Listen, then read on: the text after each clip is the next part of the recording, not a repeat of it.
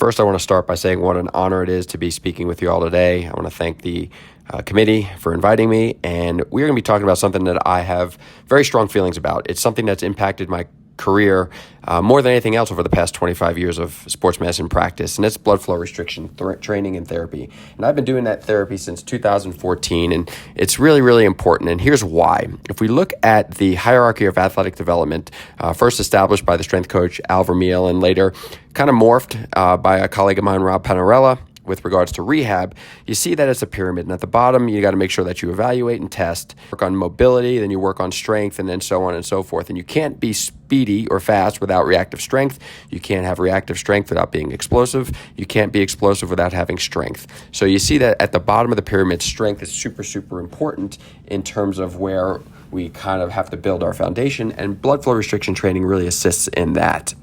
So what exactly is blood flow restriction? Blood flow restriction training is where you completely restrict our venous return to the heart via the use of blood pressure cuff-like cuffs, and you partially restrict the arterial influx, usually somewhere between 50 and 80%, depending on whether you're doing the upper limb or the lower limb. And these cuffs need to be placed as far proximal up the limb as possible, and the greater the occlusion pressure, most likely the greater the response. And what this does is it creates an environment that stimulates a lot of processes. And these processes are very, very important for hypertrophy, among other things. And the thing about hypertrophy is in order to get a muscle bigger and stronger, you need to load it adequately. And typically, you need to load somewhere between 65 and 75% of the 1 rep max. And unfortunately, sometimes injured tissue can't tolerate this type of load. So therefore, we're traditionally underloading our athletes, and thus we're not getting the responses we need to. With blood flow restriction training, we're able to actually stimulate similar responses throughout the body, both locally as well as systemically, at lower intensity loads, somewhere between 20 and 30% of that 1 rep max.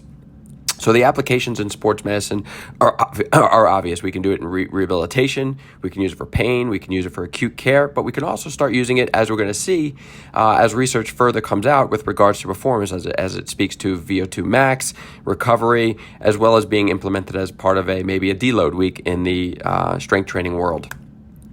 I love this slide. It's been put out by Baxter in 2021, and it really takes hold of all the different processes that blood flow restriction training can influence. So from the acute response implemented when you use blood flow restriction training, there's a muscular response, there's a metabolic response, there's a cardiac response, and there's a vascular response. And those responses all create training adaptations. And those adaptations are what we're looking for. So in the case of muscular, you see that the acute response is increased mTOR activity. You get some cell swelling and increased satellite cell proliferation. From the metabolic standpoint, you have increased stress and decreased oxygen availability. And what that does in terms of the adaptation standpoint, it increases muscular strength hypertrophy, increases our capillary density, our diffusion rate, and increases our buffering capacity. Other things, again, initially you see a decrease in stroke volume, but later see an increase as it adapts. You'll see an oxidative stress vascularly, and then as time goes on, you may even see some increased femoral artery diameter. All these things can have influence on our economy of motion, or how efficient our movement is,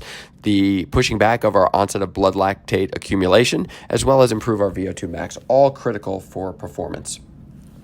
Is there research to support this? Absolutely. Like I said, I started using it in 2014, but obviously the research was out well before that. And it seems like every day I turn on PubMed, another article pops up. So the research is not void by any means. There's a plethora of it out there already, and we're continuing to see more come out as it becomes more common in our clinical practice, as well as start to develop new protocols and ways in which we can optimize this type of technology and tool. My favorite use cases, I think blood flow restriction training was born for Achilles tendon repair. Why? There are 3 things we need to worry about with Achilles tendon repair. Number 1, we want to make sure the wound closes.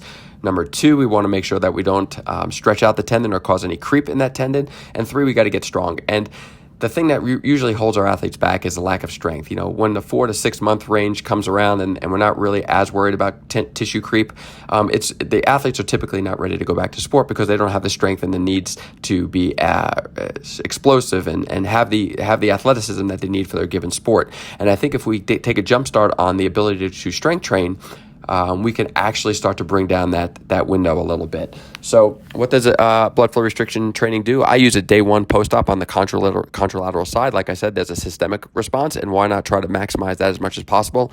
I'll start to use it on the involved side as soon as the wound is adequately closed and as soon as I get a good handle on the swelling. Usually takes about 2 weeks or so before I start implementing it, but I absolutely use it all the time.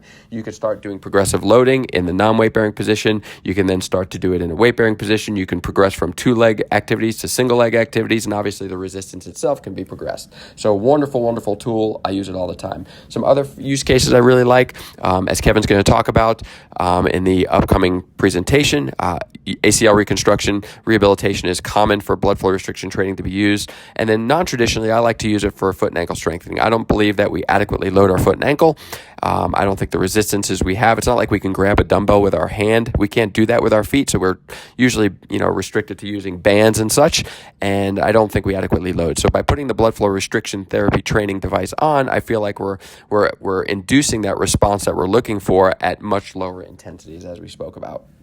So is BFR safe? Absolutely. There are numerous studies out there that show it's safe, but that doesn't mean that there aren't contraindications for use. And some of those absolute contraindications are a family history of clotting, a level 1 hypertension, past history of DVTs, or any type of history of stroke. There are situations where you can use it, but you've got to determine, is the juice worth the squeeze? Again, there are some issues where I say it's a yellow light. So if somebody's a smoker and their circulatory system isn't functioning at the highest level, if they're a diabetic, again, if there is some hypertension, if they have compartment syndrome, history of synovitis, those are all things you just got to be aware of. And again, think, is the juice or the risk worth the squeeze? So to conclude, in summary, blood flow restriction is a tool. It doesn't replace the use of traditional loading. If you can load tissue, load tissue. However, we know in medicine there are situations where we want to protect the tissue and we can't adequately load it, and blood flow restriction training is a tool that we can utilize to really start to regain strength at an earlier time frame to help us with our performance and return to sport. Thank you very much.